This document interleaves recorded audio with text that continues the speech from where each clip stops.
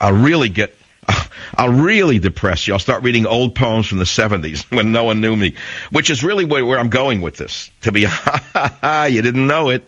You didn't know it, but here's what I'm doing. Capering nimbly in a lady's chamber is not the title of my next book, but that is a phrase. Capering nimbly in a lady's chamber is a phrase from Richard III. Now, why do I quote that? It's to get your attention, because most of you are intimately involved with your own fantasies. So, I mean, you see, Richard III was writing a line like that, Shakespeare, capering nimbly in a lady's chamber. You can understand where I'm coming from, which is literature.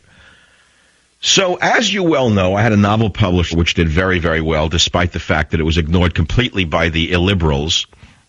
It was 6 weeks on the New York Times list, which shows you how important they've become, that we can write a novel, we Neanderthalic right-wingers, and put it on the New York Times bestseller list without so much as a notice by the so-called leaders of the literary establishment in the United States of America.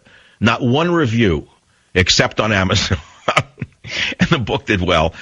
Where was I? Yeah, so I watched the movie, I read that, and that time comes back in my head, that period in American history.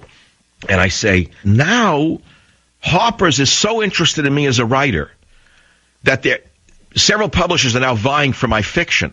So they're saying to me, what did you write before we knew you? What did you write while you were a writer, per se? Saying, okay, this is every writer's dream. I'll be right back. Joy 560 KSFO.